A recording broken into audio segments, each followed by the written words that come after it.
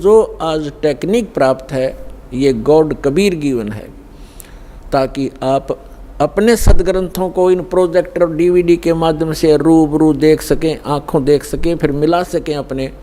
आपके घर उपलब्ध होती हैं ये सभी सदग्रंथ। और दया करी परमात्मा ने के अनुवादित करवा दिया उन्हीं के द्वारा जिनको ज्ञान नहीं था। अनुवाद उनको भाषा आती थी, जैसा भी उन्होंने अनुवाद, जहाँ उनकी बुद्धि काम करना बंद कर गई वहाँ तो गलत कर दिया, और जहाँ साधारण अनुवाद थे उन्होंने कर दिए। कहाँ स्लिप करी उनकी बुद्धि? जैसे श्रीमद् भगवत गीता अध्याय नंबर 7 के मंत्र नंबर 18 में अनुत्तम गति शब्द है। गीता ज्ञान दाता अपने से अन्य परमात्मा के विषय में जानकारी देता है और अपने विषय में भी जानकारी देता है। लेकिन गीता अनुवाद करने वालों का दृष्टिकोण यही रहा कि श्री कृष्ण जो है ये सुप्रीम पावर हैं। श्री कृष्ण इज विष्णु, ये विष्णु जी को सुप्रीम पावर मानकर ये मानते रहे कि श्रीमद् भगवत गीता का ज्ञान श्री विष्णु जी ने दिया है श्री कृष्ण रूप में। श्री कृष्ण भी विष्णु ही थे, ये खुद मानते हैं हमारे धर्मगुरु। तो इन्होंने श्रीमद् भगवत गीता को ठीक से ना समझकर, क्योंकि उनको सृष्टि रचना का ज्ञान नहीं था, जिस कारण से उन्होंने श्री कृष्ण को ही मूल परमात्मा मान लिया। जबकि गीता अध्याय नंबर 15 के श्लोक 16 और 17 में 3 प्रभु बताए हैं, 3 पुरुष बताए हैं। एक सरपुरुष, सरपुरुष है ब्रह्म, जिसको सरब्रह्म भी कहा जाता है। सरब्रह्म ये केवल 21 ब्रह्मांड का स्वामी है। और दूसरा अक्षर पुरुष, इसको अक्षर ब्रह्म भी कहते हैं, इसको पर ब्रह्म भी कहते हैं। ये 7 संख्य ब्रह्मांड का स्वामी है, प्रभु है, पुरुष है, मालिक है। पुरुष कहो परमात्मा को। श्रीमद् भगवत गीता अध्याय नंबर 15 के श्लोक नंबर 16 में कहा कि 2 पुरुष हैं इस संसार में, पृथ्वी वाले लोकों में, और ये भी नाशवान और इनके अंतर्गत जितने प्राणी हैं वो भी नाशवान हैं। जीव आत्मा किसी की नहीं मरती, वो तो पशु पक्षी की भी नहीं मरती। श्रीमद् भगवत गीता अध्याय नंबर 15 के श्लोक नंबर 17 में तुरंत कहा है, उत्तम पुरुष है तू अन्य। पुरुष माने परमात्मा, प्रभु, स्वामी। उत्तम पुरुष यानी पुरुषोत्तम। पुरुषोत्तम तो इन दोनों से कोई भिन्न है। सरपुरुष और अक्षर पुरुष जो 16वें श्लोक में बताए, इनसे कोई भिन्न है, वो वास्तव में परमात्मा कहा जाता है। उत्तम पुरुष है तू अन्य परमात्मा इति उदाहरत, यह लोक तरम आविश्य विभर्ति अवय ईश्वर है। उत्तम पुरुष यानी पुरुषोत्तम, श्रेष्ठ भगवान, सही परमात्मा तो इन दोनों से कोई और है, अन्य है, और वही परमात्मा कहलाता है, वो परमात्मा कहा जाता है। और वही तीनों लोकों में प्रवेश करके सबका धारण पोषण करता है। श्रीमद् भगवत गीता अध्याय 15 के श्लोक नंबर 1 से लेकर 3 में एक विशेष विवेचन है, विवेश विवरण है कि उल्टा लटका हुआ ये संसार रूपी वृक्ष है। उल्टा लटका हुआ संसार रूपी वृक्ष जानो, जिसकी ऊपर को जड़, जड़ तो समझो मूल मालिक है, वो उत्तम पुरुष है तू अन्य जो है वो तो है जड़, मूल, और उसके बाद जो जमीन से बाहर दिखाई देता है वो सारा पेड़ होता है। उसके फिर विभाग बताए हैं। अक्षर पुरुष जो तना है वो अक्षर पुरुष है, और उससे कोई मोटी डार निकलती है वो सरपुरुष समझो। और उस सरपुरुष के आगे जो 3 शाखा हैं, रजगुण ब्रह्मा, सतगुण विष्णु, तमगुण शिव जी, वो आगे शाखा हैं, वो देव हैं, ये तीनों ब्रह्मा विष्णु महेश हैं। और 5 रूप संसार, उस परमेश्वर ने श्रीमद् भगवत गीता अध्याय नंबर 15 के श्लोक नंबर 1 में बताया है कि ऊपर उसी का विवरण अपनी सिंपल लैंग्वेज में सच्चिदानंद घन ब्रह्म की वाणी में कहा कि अक्षर पुरुष एक पेड़ है और सरपुरुष वाकी डार। सरपुरुष कहते हैं ज्योति निरंजन काल को, और इस काल के 3 पुत्र हैं, रजगुण ब्रह्मा, सतगुण विष्णु, तमगुण शिव जी। इस सरपुरुष के पुत्र हैं 3, ब्रह्मा विष्णु महेश। अक्षर पुरुष एक पेड़ है, सरपुरुष वा की डार, और तीनों देवा शाखा हैं, ये पात रूप संसार। तो इस पूरे प्रकरण में ब्रह्मा विष्णु महेश की क्या स्थिति है, ये इस ब्रह्म के पुत्र हैं। और ब्रह्मा विष्णु महेश की माता दुर्गा है, अष्टंगी देवी। तो विष्णु जी कौन है? विष्णु जी एक ब्रह्मांड में एक विभाग के विभागीय मंत्री हैं, सतोगुण विभाग के। और ये 3 भाई हैं, तीनों का अलग अलग विभाग है। रजोगुण विभाग के मंत्री मालिक प्रभु स्वामी ब्रह्मा जी, और सतोगुण विभाग के स्वामी श्री विष्णु जी, और तमोगुण विभाग के स्वामी प्रभु श्री शंकर जी। ये एक ब्रह्मांड में केवल एक विभागीय मंत्री हैं, और इनका पिता जो ब्रह्म है सरपुरुष, वो एक ब्रह्मांड के अंदर मुख्य मंत्री का रोल करता है। ऐसे ऐसे 21 ब्रह्मांड हैं सरपुरुष के, जिसको ज्योत स्वरूपी निरंजन काल भी कहा जाता है, जिसके लोक में हम रह रहे हैं। और फिर है अक्षर पुरुष। अक्षर पुरुष के 7 शंख, नील पद्म शंख, 7 शंख ब्रह्मांड हैं। और फिर तीसरा रहा वो परम अक्षर पुरुष, उत्तम पुरुष तु अन्य, वो ओवरऑल कंट्रोलर है। असंख्य ब्रह्मांड इंक्लूडिंग सरपुरुष एंड अक्षर पुरुष, इन सब के ऊपर और इसकी इनके अतिरिक्त जितने भी ब्रह्मांड हैं, पूरा विश्व है, पूरा संसार है, उन सब का मालिक है वो मूल मालिक है। वो संसार रूपी वृक्ष की जड़ है, मूल है, जहाँ से जैसे पूरे पेड़ को मूल से आहार प्राप्त होता है, ऐसे वो परमात्मा कबीर भगवान परम अक्षर पुरुष वो सबका पालनहार है। अब जैसे जिन महापुरुषों को परमात्मा मिले, उनमें से एक आदरणीय गरीबदास साहिब जी, गांव छुड़ानी, जिला झज्जर वाले हैं। वो बताते हैं परमात्मा को आंखों देखकर परमात्मा से परिचित सारी सभी ब्रह्मांडों से और परमात्मा द्वारा रची सृष्टि से परिचित होकर कहते हैं, अनंत कोटि ब्रह्मांड का एक रति नहीं भारे, सतगुरु पुरुष कबीरे हैं ये कुल के सिरजनहारे। वो कबीर कौन है? हम सुल्तानी नानक तारे, दादू को उपदेश दिया, जात जुलाहा भेद न पाया, वो काशी महे कबीर हुआ। अब ये है वो सारे ब्रह्मांडों का रचनार, मूल मालिक। अब हम फिर आते हैं श्रीमद् भगवद गीता अध्याय नंबर 15 के श्लोक 17 पर। उत्तम पुरुष तु अन्य परमात्मा इति उदाहरतः, ये लोकत्रयम् आविश्य विभर्ति अवय ईश्वर। उत्तम पुरुष तो कोई और है, पुरुषोत्तम तो कोई इन दोनों से अलग है, जो 16वें श्लोक में कहा है 15वें अध्याय के श्रीमद् भगवद गीता में। सपुरुष और अक्षर पुरुष से अन्य है, वो पुरुषोत्तम कहलाता है, और उसको वास्तव में वो परमात्मा कहा जाता है। परमात्मा माने श्रेष्ठ आत्मा। श्रेष्ठ आत्मा वही होता है जो किसी को दुख ना दे, किसी के बेटा बेटी की मृत्यु ना करे, कैंसर ना करे, किसी को रोग से युक्त ना करे, दुखी ना करे, उसको परमात्मा कहते हैं, श्रेष्ठ आत्मा, अच्छी आत्मा।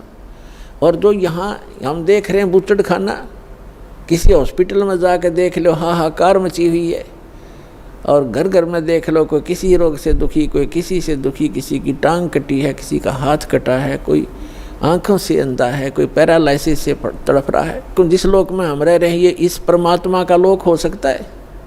ये तो कसाई आत्मा का लोक है, इस काल का लोक है जहाँ हम रह रहे हैं। ये कबीर भगवान ने आकर बताया। और जिन महापुरुषों को परमात्मा सचखंड लेकर गए अपने सुखमय स्थान पर, और फिर उनको गवाह बनाकर, साक्षी बनाकर वापस छोड़ा, उन्होंने भी यही बताया कि ये लोक ठीक नहीं, एक स्थान और है जहाँ जाने के बाद जीव फिर कभी लौटकर वापस इस गंदे लोक में नहीं आता, और वहाँ कोई दुख नहीं, वहाँ वर्द अवस्था नहीं, वहाँ मृत्यु नहीं। अब श्रीमद् भगवद गीता अध्याय नंबर 15 के श्लोक नंबर 17 में कहा है कि उत्तम पुरुष है तो अन्य परमात्मा इति उदाहरत है, और यह लोकतर्यम आविश्य विवर्ती अवैश्वर है, जो तीनों लोकों में प्रवेश करके वो श्रेष्ठ परमात्मा जो सरपुरुष और अक्षर पुरुष से अन्य है, वो संसार रूपी वृक्ष की मूल है, जड़ है, ऊर्ध्व मूलम अधः शाखम, ऊपर को जो जड़ है वो तो समझो परम अक्षर ब्रह्म है, और यह लोक तरम अविश्य विवर्ती, जो तीनों लोकों में प्रवेश करके सबका धारण पोषण करता है। पूरे पेड़ को मूल से ही परवरिश आहार मिलता है, मूल से उसकी परवरिश होती है। तो पूरा जो मूल है ऊपर परमात्मा है, जो सतलोक में रहता है, वो अक्षर पुरुष, परम अक्षर पुरुष, वो सारी सृष्टि का रचनहार, सर्व उत्पादक प्रभु, वो कबीर साहब है जो काशी में धानक रूप में आए थे। उस परमात्मा ने विधान बना के छोड़ दिया है, उस विधान अनुसार जो चलेगा उसको जैसा भी यहाँ का जो कर्तव्य है, लाभ है, उस अनुसार उसको मिलता रहेगा, उसको उसी प्रकार उसका जन्म मृत्यु होता रहेगा। और इस जन्म मृत्यु से बचने के लिए विधान बनाया है, जो उसको अपनाएगा, उसको अप्लीकेबल कर लेगा, उसका जन्म मृत्यु छूट जाएगा। तो वो जन्म और मृत्यु के छूटने का विधान हमें प्राप्त नहीं हुआ था। परमात्मा ने 600 वर्ष पहले बताने की चेष्टा की, लेकिन हम अशिक्षित होने के कारण हम वंचित रह गए। उसकी पूर्ति करने के लिए परमात्मा ने अब समय दिया है, निर्धारित किया था। अब जो प्रसंग चल रहा है, अब यहाँ कई व्यक्ति श्रद्धालु आपको भ्रमित कर देते हैं कि श्रीमद् भगवद गीता अध्याय नंबर 15 के श्लोक नंबर 18 में गीता ज्ञानदाता कहता है कि मैं लोक वेद के आधार से मैं पुरुषोत्तम प्रसिद्ध हूँ। तो वो भ्रमित करते हैं कि रामपाल इनकम्प्लीट ज्ञान देता है, 17वें श्लोक तक ही बताता है, 18वें में क्यों नहीं बताता कि उसमें खुद कहता है मैं पुरुषोत्तम हूँ। यदि उसको 18वें श्लोक को हम फाइनल माने तो 17वां गलत हो गया, क्योंकि गीता ज्ञानदाता तो ये कहे कि पुरुषोत्तमता इन दोनों से कोई अन्य है। और 18वें में क्या कहता है कि मैं गीता ज्ञानदाता कौन है? ये श्री कृष्ण नहीं है। श्री कृष्ण में प्रवेश करके, ये विष्णु नहीं है। श्री कृष्ण कहो चाहे विष्णु को, ये बोलने वाला श्री कृष्ण और विष्णु नहीं है। इनके अंदर इनका पिता जो सरपुरुष है उसने प्रतिज्ञा कर रखी है, 7वें अध्याय के 24-25वें श्लोक में कहा है, वो खुद कहता है गीता ज्ञानदाता कि मैं अपनी योग माया से छुपा रहता हूँ। ये बेबुद्धि मंदबुद्धि के लोग मुझे एज ए कृष्ण मान रहे होंगे, व्यक्ति रूप में प्राप्त खड़ा प्राप्त मान रहे होंगे। मैं कृष्ण नहीं हूँ, मैं व्यक्ति रूप में कभी नहीं आता। मैं अपने 4थे अध्याय के 9वें श्लोक में ये कहता है मेरे जन्म और कर्म दिव्य हैं। अब इसके कर्म दिव्य कैसे हैं कि ये सामने आता नहीं, इसने प्रतिज्ञा कर रखी है और ये किसी में प्रवेश करके अपना जो उल्लू सीधा वो कर जाता है। श्री कृष्ण में प्रवेश करके गीता का ज्ञान ये सरपुरुष दे रहा है और ये कहता है कि मेरे अंतर्गत यानी 21 ब्रह्मांड में जितने भी प्राणी हैं उनसे मैं उत्तम हूँ, श्रेष्ठ हूँ, तगड़ा हूँ, मजबूत हूँ, ताकतवर हूँ। इसलिए लोक वेद में मैं पुरुषोत्तम प्रसिद्ध हो रहा हूँ। लोक वेद दंत कथा सुनी सुनाई बातें, इस कारण से मैं पुरुषोत्तम हूँ। 15वें अध्याय के 17वें श्लोक में स्पष्ट कर दिया कि उत्तम पुरुष है तू अन्य, वो तो कोई और है और वही वास्तव में अविनाशी है। दूसरे अध्याय के 17वें श्लोक में कहा है। और दूसरे गीता अध्याय नंबर 2 के श्लोक 12 में, गीता अध्याय नंबर 4 श्लोक 5 और 9 में, गीता अध्याय 10 मंत्र 2 में ये स्पष्ट करता है गीता ज्ञानदाता कि मेरे तो जन्म मृत्यु होते हैं, मैं अविनाशी नहीं हूँ। और दूसरे अध्याय के 17वें श्लोक में श्रीमद् भगवद गीता में कहा कि अविनाशी तो उसको जान जिसने सारे ब्रह्मांड की रचना की, जिसे सारा संसार व्याप्त है। उस अविनाशी को मारने के लिए कोई भी सक्षम नहीं है। और अपने विषय में कहता है कि मेरी तेरी जन्म मृत्यु होती रहती है, लेकिन 18वें अध्याय के 62वें श्लोक में कहा कि अर्जुन तू सर्वभाव से उस परमेश्वर की शरण में जा, उसकी कृपा से तू परम शांति को और सनातन परम धाम को प्राप्त होगा। और श्रीमद् भगवद गीता अध्याय नंबर 15 के श्लोक नंबर 1 से 4 का आशय, ये सारांश है कि उल्टा लटका हुआ संसार रूपी वृक्ष है, ऊपर को पूर्ण परमात्मा है, वो सबका धारण पोषण करने वाला, जिससे सबकी उत्पत्ति हुई है, सर्व उत्पादक प्रभु है, ऊपर सतलोक में रहता है, वो संसार रूपी वृक्ष की जड़ है। और अक्षर पुरुष ये तना है, सरपुरुष ये काल जो गीता का ज्ञान दे रहा है श्री कृष्ण में प्रवेश करके, ये एक शाखा है, एक मोटी डार है, आगे 3 शाखा है, ब्रह्मा विष्णु महेश समझो, और पात रूप संसार।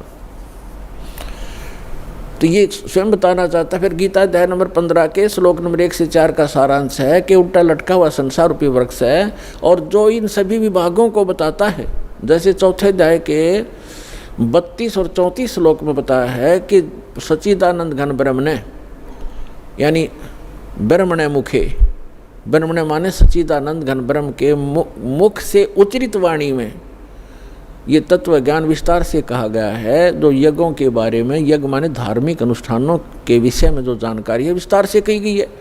और चौथे अध्याय के 34वें श्लोक में कहा कि उस ज्ञान को तत्वदर्शी संतों से जाकर समझ।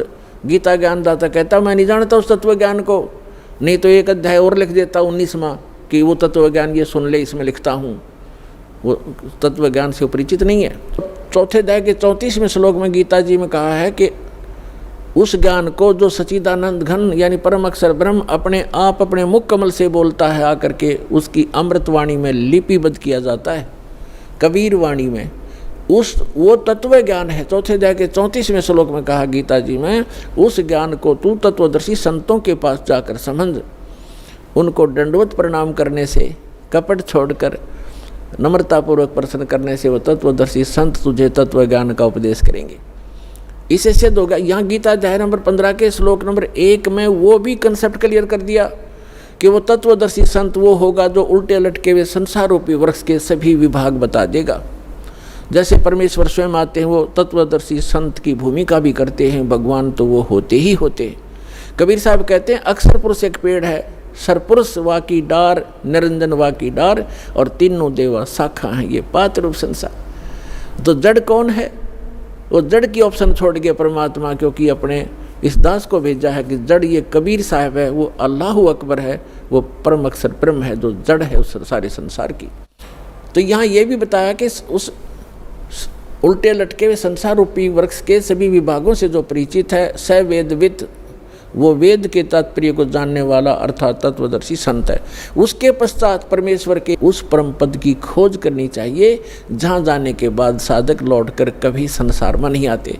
और जिस परमेश्वर ने सारे ब्रह्मांडों की रचना की है, और केवल उसी की भक्ति करो। गीता ज्ञानदाता अपने से अन्य उस पुरुषोत्तम परम अक्षर ब्रह्म की भक्ति करने के लिए कहता है, जिससे आपकी जन्म और मरण छूटेगा। 7वें अध्याय के 29वें श्लोक में गीता ज्ञानदाता कहता है कि मेरे इस ज्ञान का जो आश्रय कर लेता है, यानी तत्वदर्शी संत की जो खोज कर लेता है और तत्व ज्ञान से जो परिचित हो जाता है, जरा मरण मोक्षाय यतन माम आश्रित यतंती ते ये तत्ब्रह्म विदु कृष्णम अध्यात्म अखिल च कर्मम च अखिलम। इसका अर्थ ये है, गीता ज्ञानदाता कहता है कि मेरे इस ज्ञान को जो आधार मान के तत्वदर्शी संत की खोज कर लेता है, वो व्यक्ति केवल वो उस तत्ब्रह्म से और सारे अध्यात्म ज्ञान से और सभी कर्मों से परिचित हैं, जो जरा और मरण से छूटने के लिए ही प्रयत्न करते हैं। जरा माने वृद्ध अवस्था का दुख और मरण माने मृत्यु। इस बुढ़ापे के दुख और मृत्यु के दुख से जो छूटने के प्रयत्न कर रहे होते हैं, वे उस तत्ब्रह्म से परिचित हो चुके हैं और मेरे इस ज्ञान का आश्रय कर लिया है। उन्होंने तत्वदर्शी संत की खोज कर ली है। वो तत्ब्रह्म से परिचित हैं, सारे अध्यात्म ज्ञान से परिचित हैं और यहाँ सब कर्मों से परिचित हैं। वो यह संसार की किसी वस्तु की इच्छा नहीं करते। वो केवल जरा माने वृद्धावस्था के दुख से और मरण माने मृत्यु से छूटने का ही प्रयत्न करते हैं। अब श्रीमद् भगवद गीता अध्याय नंबर 8 के श्लोक नंबर 1 में अर्जुन ने पूछा, किम तत्ब्रह्म, किम अध्यात्म, किम कर्म पुरुषोत्तम। अब गीता ज्ञानदाता तो श्री कृष्ण ने पुरुषोत्तम मान रहा था, जय विष्णु, और ये तो कहता है पुरुषोत्तम कोई और है। फिर भी जो ये तो अर्जुन की सोच है, किम पुरुषोत्तम। अब यहाँ अर्जुन ने पूछा कि वो तत्व ब्रह्म क्या है, वो कौन है जिसके जानने के बाद केवल जरा और मरण से छूटने का ही प्राणी प्रयत्न करता है साधक, और कोई वस्तु की डिमांड इस लोक की नहीं करता। इसका भाव ये है। अब गीता ज्ञानदाता गीता अध्याय नंबर 8 के श्लोक नंबर 3 में कहता वो परम अक्षर ब्रह्म है, यानी गीता ज्ञानदाता से अन्य है। इसलिए 8वें अध्याय के 5 और 7 श्लोक में गीता ज्ञानदाता कहता मेरी भक्ति कर, युद्ध भी कर और मुझ में आस्था रख, भावत रह, मुझे प्राप्त होगा।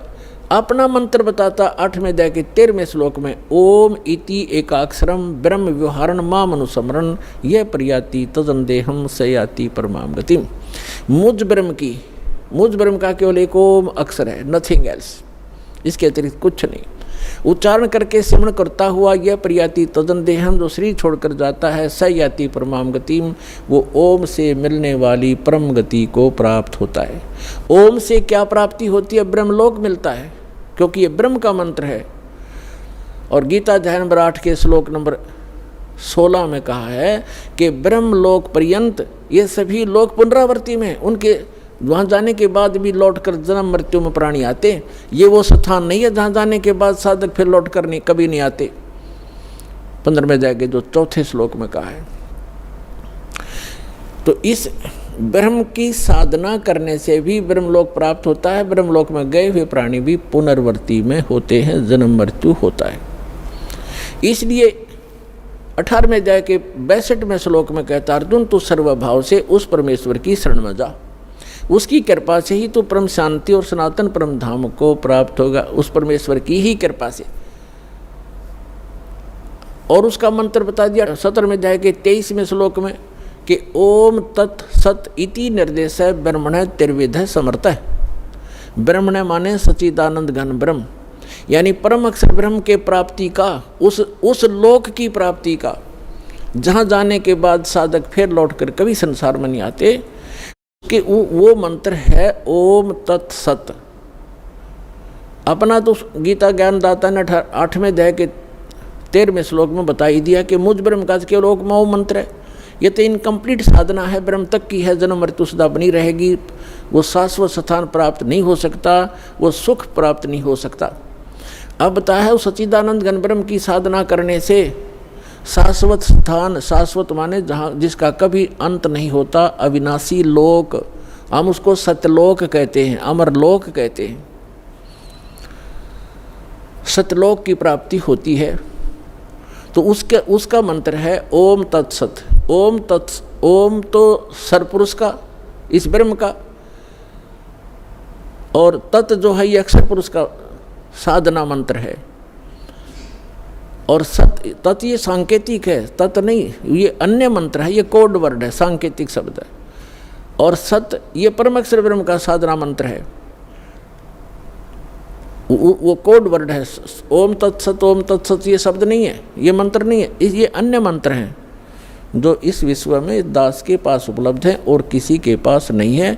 यदि इस दास से वो मंत्र प्राप्त करके कोई स्वयंभू संत बनकर ये प्रदान करता है, वो अपना जीवन नाश कर रहा है, और जिनको वो नाम दे रहा है वो अधिकारी नहीं है। जैसे अनअधिकारी से बनवाया हुआ लाइसेंस या पासपोर्ट समय पर धोखा देगा और दंडित होना पड़ेगा, तो उस व्यक्ति को ऐसा समझ लेना, यदि कोई ऐसा जालिम व्यक्ति ऐसे जागरूक समय में भी ये प्रयत्न कर रहा हो, तो वो उसको भी प्रार्थना करना कि अपना जीवन नाश ना करे, भगवान का द्रोही है तू, और इन जीवों का नाश मत कर, काल के दूत का काम मत कर। और वो नहीं माने तो अन्य भाई बहनों को ज़रूर बताने की चेष्टा करना, झगड़ा नहीं करना, क्योंकि ये मार्ग झगड़े का नहीं है। हमारा फर्ज है बताने का, समझाने का, और ना मानने कुएं में पड़े तो भाई जानबूझ। परमात्मा फिर कहते हैं कि जानबूझ साची तजय करे झूठ तने, ताकि संगत है प्रभु सोपन में बिना दे।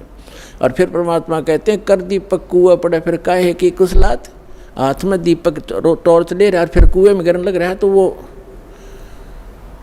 होश में नहीं है वो व्यक्ति, कोई शराब वगैरह पी रखी है उसने, तो वो मूर्ख है, वो फिर अपनी करनी आप पावेगा, आप निर्दोष हो जाओगे। उनको एक बार प्रार्थना अवश्य करना कि ये व्यक्ति जो आप गुरु बनाए बैठे हो, ये गुरु ठीक नहीं है, ये अधिकारी नहीं है। तो इस तरह का अगर कोई स्वयंभू संत बनेगा तो उसको अनधिकारी है, वो डुप्लीकेट जाली लाइसेंस और पासपोर्ट बना रहा है, क्योंकि इस मंत्र के आधार से ये हमारा यहाँ का पासपोर्ट है, जिसके आधार से हम सवलोक जाएंगे, सतलोक जाएंगे।